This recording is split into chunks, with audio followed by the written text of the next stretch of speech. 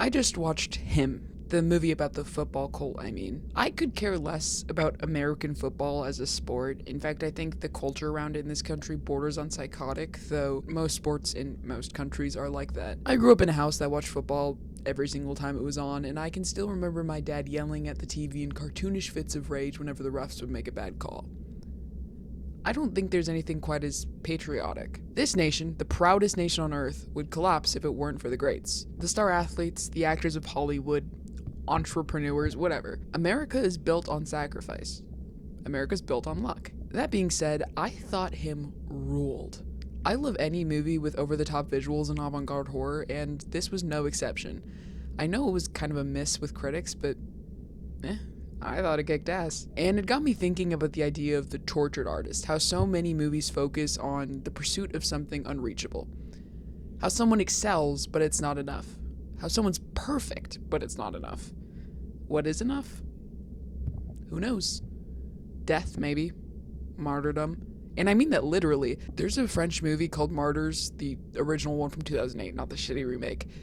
And it is kind of a tortured artist movie in the most liberal sense of the term. Let me start with Him, the more mainstream of the two. Him came out earlier this year in September, directed by Justin Tipping and produced partially by Jordan Peele, our Lord and Savior. With a 30% on Rotten Tomatoes and reviews that call it a chaotic mess, one might think I was deterred from watching it. I had people I know in real life telling me not to waste 90 minutes of my life on it.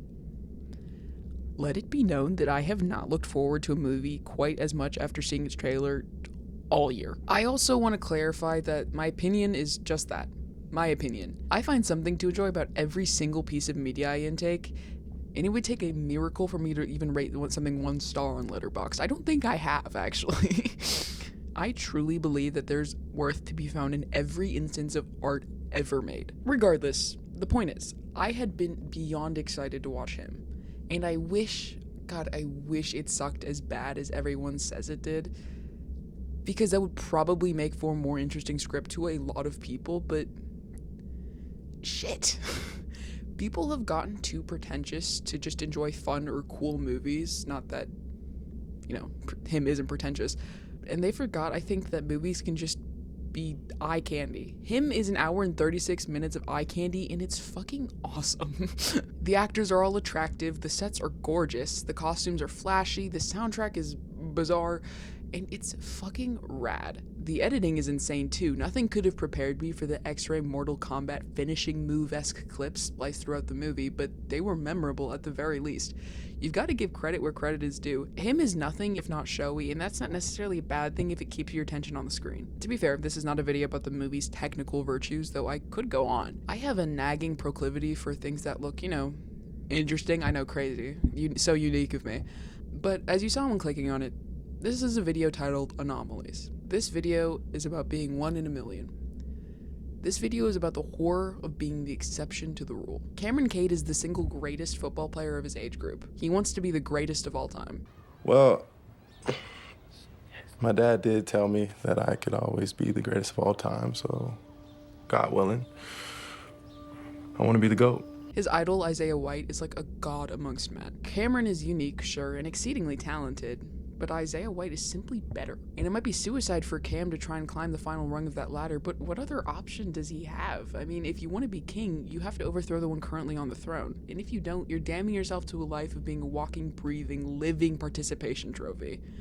And America doesn't breed runners-up.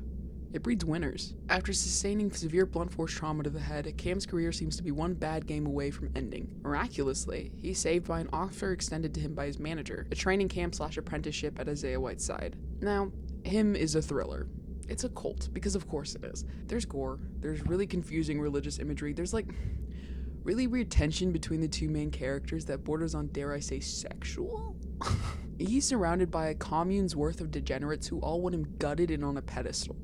Isaiah White himself is a genuine danger. He cannot choose between unnervingly patient and inhumanly sadistic. He's verbally abusing Cam one instant and then booping him on the nose like he's a baby the very next. And it's not entirely clear how exactly he really feels about Cam. There always exists simultaneous hatred and pride in his tone of voice. And ain't it a wonder? Cam's the only real person for Miles, and he's the only one who survives. He's fresh-faced and to an existential degree, disarmingly innocent. He's the perfect specimen. Everyone loves him, and those who don't will.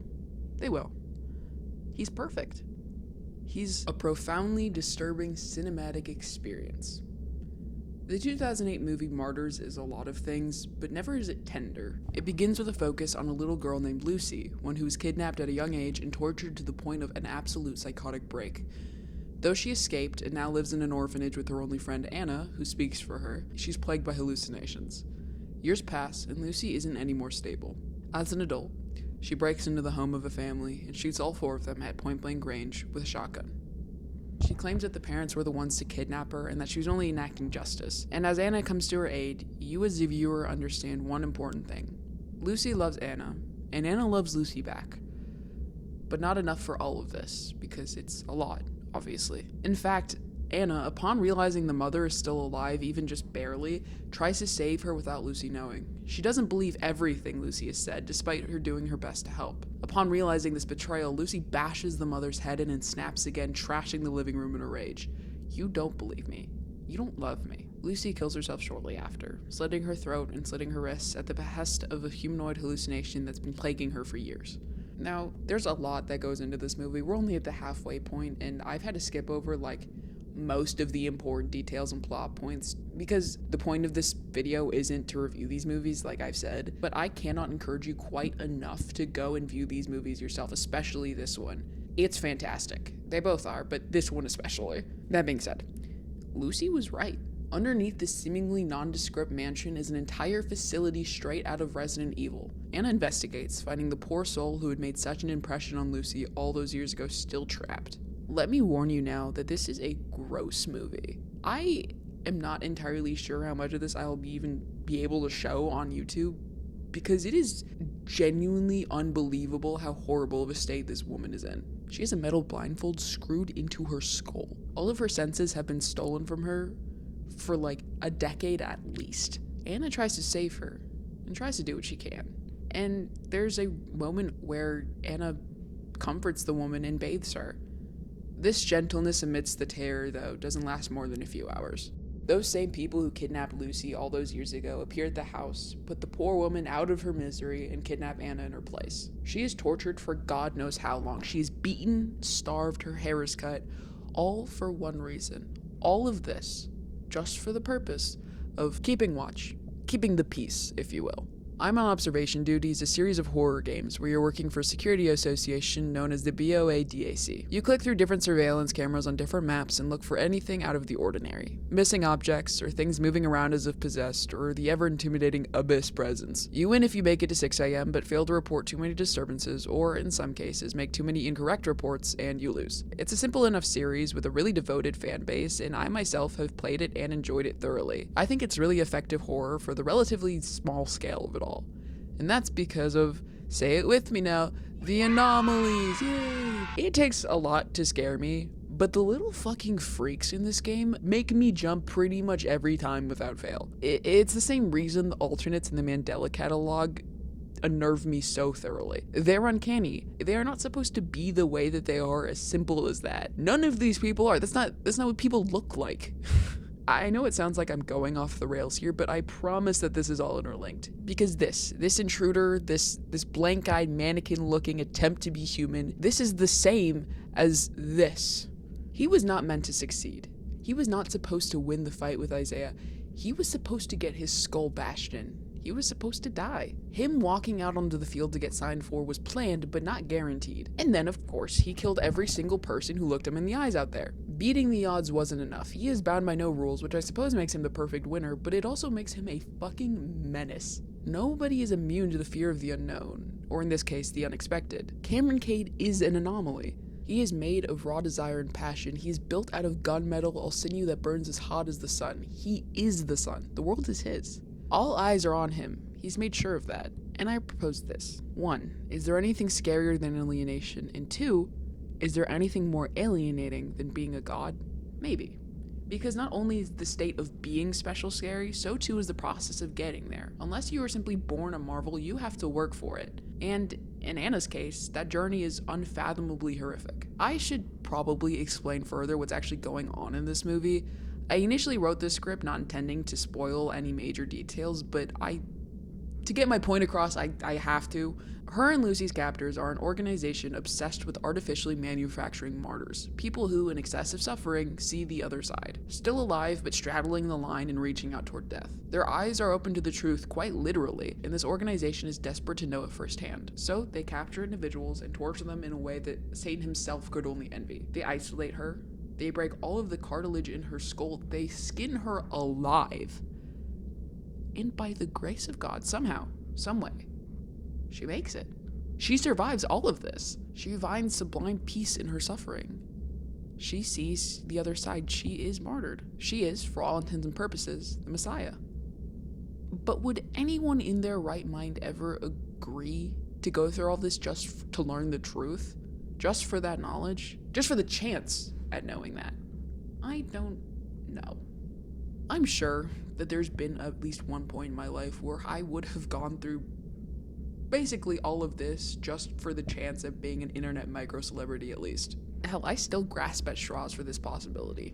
People do psychotic stuff for the gift of recognition all of the time. And of course, fame isn't everything. It should be enough to be loved by those around you. It should be plenty encouraging and validating to do what you like and like what you do. It should be.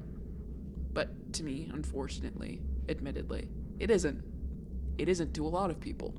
Cameron Cade, for example. It's a terrifying ordeal to be known, but better than the alternative.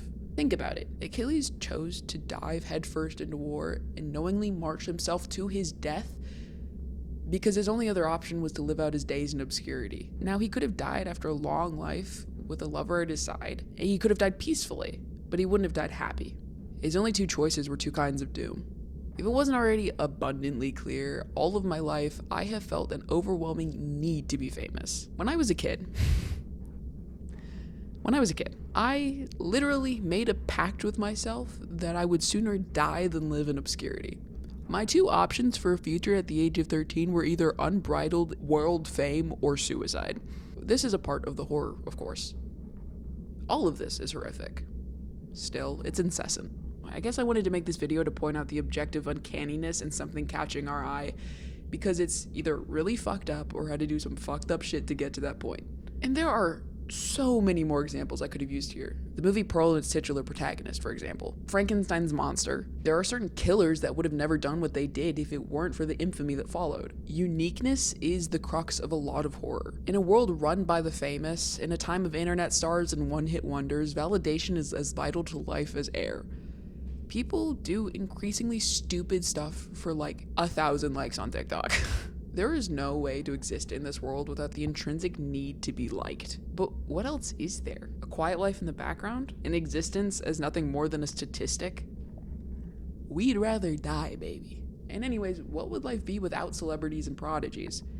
Maybe less discouraging, maybe more independent, but I'd argue that a lack of idolization leads to a lack of inspiration. Which is to say, humans are competitive by nature. If we had no best to beat, we would never try in the first place. There would be no dopamine rushes when our favorite YouTuber uploads, nor the unity of mourning the death of a national treasure. We wouldn't have religion, or top 40 artists, or MVPs, or anything. You know, it's always been a really striking phenomenon to me when I hear from content creators who rose to stardom overnight. Think back on the viral faces of the early 2020s. Disregarding all the crazy shit that's happened since then socially and all of the drama surrounding certain creators, they were all just people in the end. They just got lucky. Tommy Innit, for example, he was just a kid and now he's just a guy.